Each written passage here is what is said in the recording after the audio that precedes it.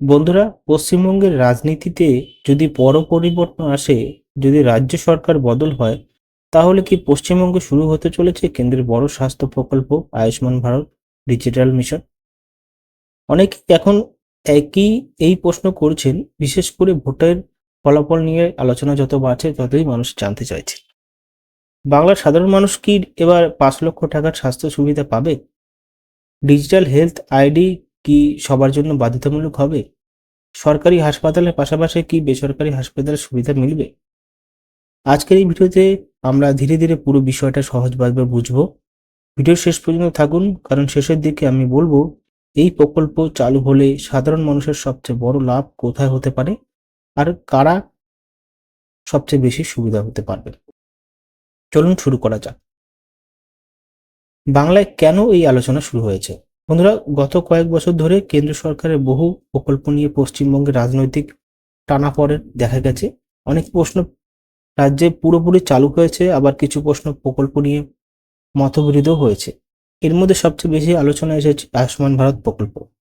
ভারতের বহু রাজ্যে এই প্রকল্প চালু থাকলেও পশ্চিমবঙ্গে দীর্ঘদিন ধরে এটি পুরোপুরি কার্যকরী হয়নি, কারণ রাজ্যে আলাদা আলাদা স্বাস্থ্য প্রকল্প চালানো হয়েছে। কিন্তু এখন রাজনৈতিক পরিস্থিতি নিয়ে নতুন আলোচনা শুরু হওয়ার পর মানুষের ভাবতে শুরু করেছেন, যদি বিজেপি সরকার গঠন করে তাহলে কি কেন্দ্রের আয়ুষ্মান ভারত প্রকল্প সরাসরি বাংলায় চালু হবে? আর শুধু সাধারণ আয়ুষ্মান ভারত নয়, এখন আলোচনা হচ্ছে আয়ুষ্মান ভারত ডিজিটাল মিশন নিয়েও।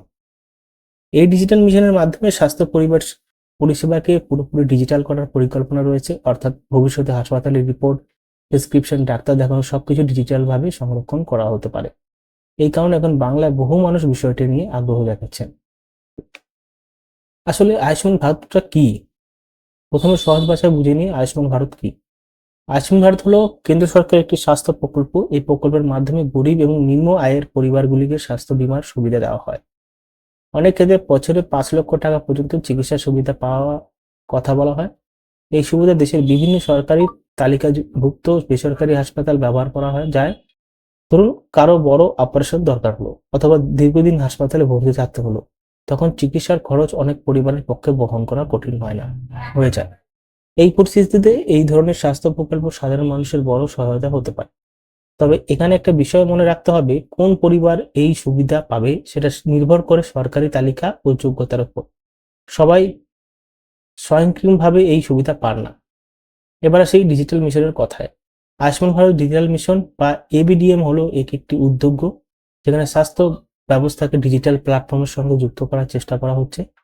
সহজ ভাষায় বললে, প্রতিটি মানুষের একটা ডিজিটাল হেলথ আইডি থাকতে পারে, হাসপাতাল রিপোর্ট অনলাইনে সংরক্ষণ হতে পারে, বিভিন্ন হাসপাতালের তথ্য এক জায়গায় পাওয়া যেতে পারে, ডাক্তার অনলাইনে রোগীর পুরনো রিপোর্ট দেখতে পারবেন। ভবিষ্যতে চিকিৎসা আরো দ্রুত এবং সহজ হতে পারে। ধরুন আপনি কলকাতায় ডাক্তার দেখালেন, পরে অন্য জেলায় গিয়ে আবার চিকিৎসা করাতে হলো, তখন যদি আপনার রিপোর্ট ডিজিটাল ভাবে সংরক্ষিত থাকে তাহলে নতুন ডাক্তার সহজেই আগের তথ্য দেখতে পারবে।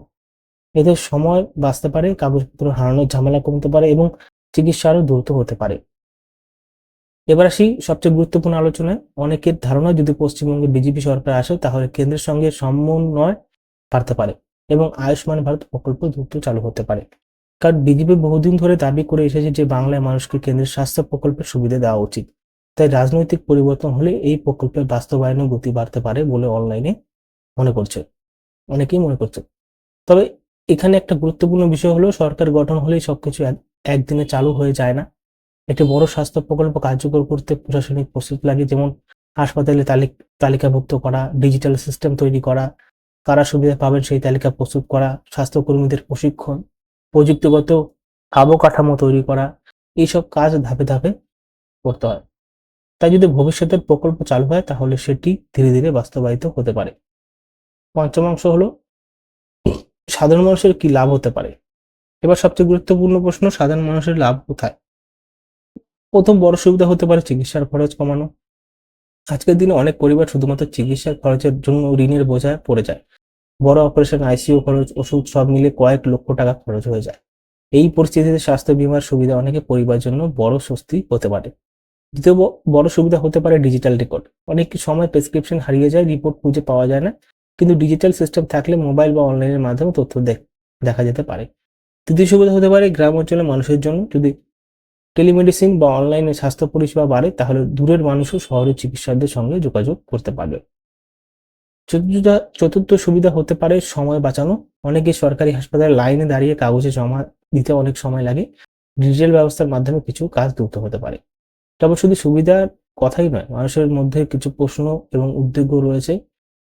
অনেকে জানতে চাইছে সবার তথ্য কি নিরাপদ থাকবে, গ্রামের মানুষ ডিজিটাল সিস্টেম ব্যবহার করতে পারবে, ইন্টারনেট না থাকলে কি হবে, বয়স্ক মানুষ কিভাবে এই পরিষেবা ব্যবহার করবে। এই প্রশ্নগুলো খুবই গুরুত্বপূর্ণ, কারণ ডিজিটাল ব্যবস্থা চালু করতে গেলে শুধু প্রযুক্তি থাকলেই হয় না, মানুষের কাছে সেটি সহজ করে পৌঁছে দিতে হয়। যদি মানুষ সঠিকভাবে ব্যবহার করতে না পারেন, তাহলে এই প্রকল্পের পুরো সুবিধা পাওয়া কঠিন হয়ে যাবে। তাই ভবিষ্যতে যদি এই প্রকল্প বাংলায় বড় আকারে চালু হয়, তাহলে সচেতনতা প্রচার খুবই গুরুত্বপূর্ণ হবে। এখন অনেকেই প্রশ্ন করেন, বাংলায় তো ইতিমধ্যে স্বাস্থ্য প্রকল্প রয়েছে, তাহলে নতুন করে আয়ুষ্মান ভারত এলে পার্থক্য কি হবে? আসলে দুই ব্যবস্থার কাঠামো আলাদা হতে পারে। বর্তমান রাজ্য প্রকল্পে যেভাবে পরিষেবা দেওয়া হয়, কেন্দ্রের প্রকল্পে তার কিছু নিয়ম আলাদা থাকতে পারে। যেমন হাসপাতাল তালিকা আলাদা হতে পারে, বীমার কাঠামো আলাদা হতে পারে, ডিজিটাল ব্যবস্থার ব্যবহার বেশি হতে পারে, কেন্দ্রীয় ডেটাবেস ব্যবহৃত হতে পারে। তবে কোনো প্রকল্প ভালো বা খারাপ সেটা নির্ভর করে বাস্তব মানুষ কতটা সুবিধা পাচ্ছেন তার উপর। বন্ধুরা, আরেকটি বড় বিষয় হলো চাকরির সুযোগ। যদি বড় আকারে ডিজিটাল স্বাস্থ্য ব্যবস্থা তৈরি হয়, তাহলে নতুন কাজের সুযোগও তৈরি হতে পারে।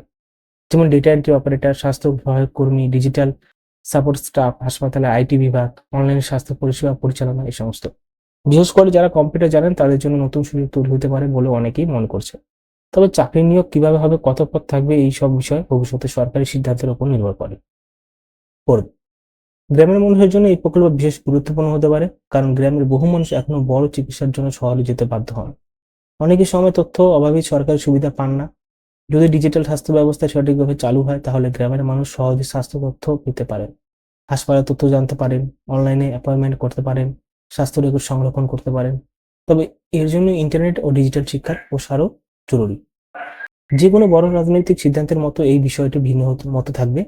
কেউ বলবেন কেন্দ্রের প্রকল্প এলে সুবিধা বাড়বে, আবার কেউ বলবেন রাজ্যের নিজস্ব প্রকল্পই যথেষ্ট। রাজনীতির বাইরে সাধারণ মানুষের কাছে সবচেয়ে গুরুত্বপূর্ণ বিষয় হলো চিকিৎসা কি সহজ হবে, খরচ কি কমবে, হাসপাতালের পরিষেবা কি ভালো হবে। মানুষ শেষ পর্যন্ত সেই বাস্তবায়নকেই সমর্থন করেন যেখান থেকে তারা বাস্তব সুবিধা পান। তাহলে বন্ধুরা, সব মিলে এখন পশ্চিমবঙ্গে আয়ুষ্মান ভারত ডিজিটাল মিশন নিয়ে বড় আলোচনা শুরু হয়েছে। যদি ভবিষ্যতে রাজনৈতিক পরিবর্তন হয় এবং এই প্রকল্প চালু করা হয়, তাহলে বাংলার স্বাস্থ্য ব্যবস্থা বড় পরিবর্তন দেখা যেতে পারে। ডিজিটাল স্বাস্থ্য পরিষেবা, অনলাইন রেকর্ড, স্বাস্থ্য বীমা, এই সব কিছু মিলিয়ে নতুন এক স্বাস্থ্য কাঠামো তৈরি হতে পারে। তবে বাস্তব কতটা সুবিধা মানুষ পাবেন সেটাই হবে সবচেয়ে বড় বিষয়। আপনার কি মত? আপনারা কি মনে করেন পশ্চিমবঙ্গে আয়ুষ্মান ভারত ডিজিটাল মিশন চালু হওয়া উচিত? কমেন্টে অবশ্যই জানান। ডিজিটাল ভিডিওটা ভালো লাগলে লাইক করুন, শেয়ার করুন এবং চ্যানেল সাবস্ক্রাইব করে পাশে থাকা বেল আইকনে প্রেস করে রাখুন। আবার দেখা হবে নতুন ভিডিওতে। ধন্যবাদ।